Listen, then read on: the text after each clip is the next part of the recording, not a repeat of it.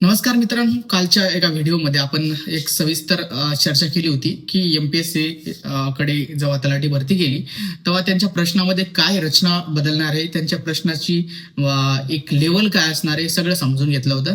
TCS आपण हे बी बघितलं होतं की टीसीएस सरळ प्रश्न विचारते आणि एमपीएससी कॉन्सेप्च्युअल प्रश्न कसे विचारते, मल्टी स्टेटमेंटवर आधारित. तर आज आपण त्याच्यावर सविस्तर चर्चा करणार आहे. तुम्हाला मी हे स्पष्ट करून देणार आहे की एमपीएससीचा नेमका प्रश्न कसा असते आणि टीसीएसचा प्रश्न कसा असते हे तुम्हाला मी दाखवणार बी आहे. लाईव्ह प्रूफ पण आपण चेक करू. या दोघांमधला फरक काय तुम्हाला जाणवेल आणि तुमच्या अभ्यासाची पद्धत कशी असली पाहिजे हे आपण या लेक्चरमध्ये समजून घेऊ. तर याविषयी विद्यार्थ्यांचे 3 मुख्य मुद्दे आहेत. 3 मुख्य मुद्द्यामधला पहिला मुद्दा आहे की डिफिकल्टी लेवल सेम राहील का? तर डिफिकल्टी लेवल सेम नाही राहणार. एमपीएससी जी आहे ती टीसीएसचा पेपर जो असते तो वन लाईनर स्वरूपात असते, म्हणजे सरळ तुम्ही माहितीवर आधारित प्रश्नाचं उत्तर देऊ शकता. पण एमपीएससी मध्ये मल्टी स्टेटमेंट प्रश्न असतात, म्हणजे एक प्रश्न असेल त्याच्या खाली त्याची 4 विधानं असतील. 4 विधानापैकी तुम्हाला त्याची विधान ओळखायचे.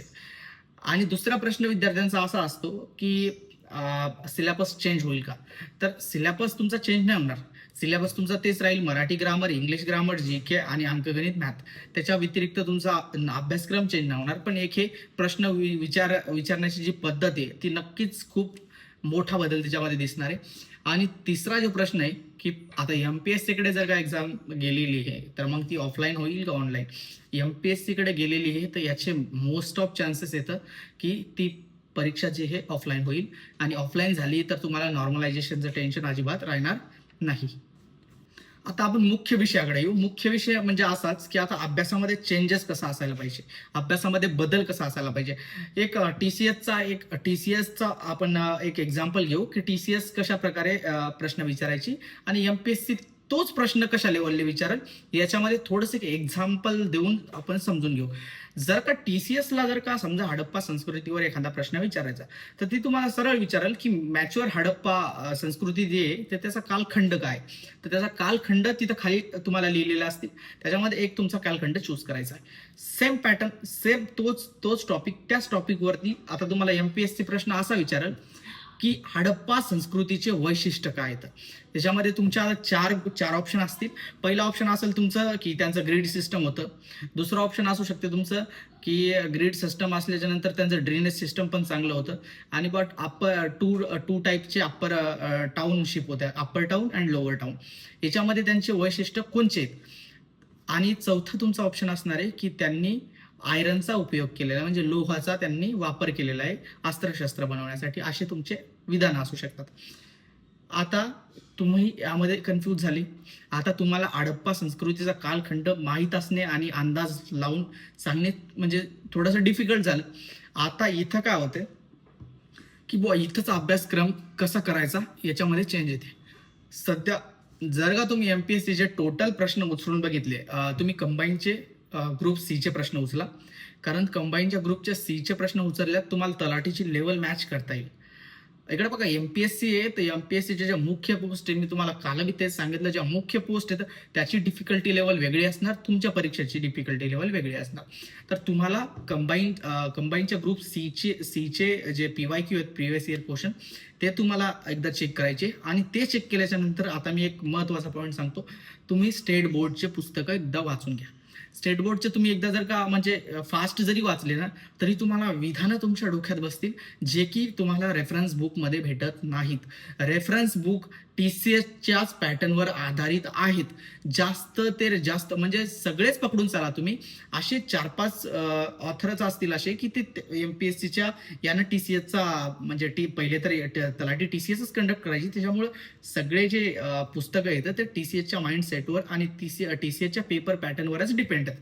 त्याच्यामुळं आता तुम्हाला तलाठीसाठी स्टेट बोर्डचे पुस्तक वाचायचे आहेत. आणि स्टेट बोर्डचं एक पुस्तक वाचलं त्याच्यामध्ये त्याचे पीवायक्यू तुम्हाला एकदा सॉल्व्ह करायचे, म्हणजे तुम्हाला एवढं कळेल की एमपीएससी स्टेट बोर्डच्या साईडनंच फिरते. एमपीएससी रेफरन्स बुकच्या साईडनं फिरत नाही. त्याच्यामुळे रेफरन्स बुक वापरून तुमचा जास्त काही फायदा होणार नाही. त्याच्यामुळे तुम्ही जर का 6वी ते 12वीचे स्टेट बोर्डचे पुस्तकं वाचले तर चांगला अभ्यास होईल. आता प्रश्न पडेल की बुवा स्टेट बोर्डचे परत पुस्तकं घ्यायला लागतील. असं काही नाही. तुम्ही गुगलवर जाऊन बालभारती सर्च करू शकता. बालभारतीची जी वेबसाईट आहे त्याच्यामध्ये तुम्हाला सगळे बालभारतीचे जितके बी स्टेट बोर्डचे आपले पुस्तकं आहेत सगळे भेटतात. जर का कोणाला एनसीईआरटी वाचायची असेल तर एनसीईआरटीची बी पुस्तकं ऑनलाईन अवेलेबल आहेत.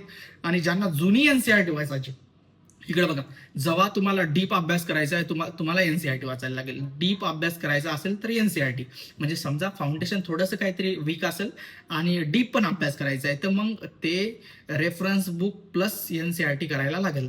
एनसीईआरटी केल्याच्या नंतर रेफरन्स बुकमध्ये तुम्ही चांगल्या प्रकारे त्याला समजून घेऊ शकता. त्याच्यामुळे एनसीईआरटी ज्याला वाचायची, जुनी एनसीईआरटी त्याला वाचायची आहे, त्यांनी जर का त्याला सोर्सेस माहिती नसतील त्यांनी कमेंटमध्ये विचारा. आपण त्यांना जुन्या एनसीईआरटीची लिंक किंवा पुस्तकं प्रोव्हाइड करू. ओके.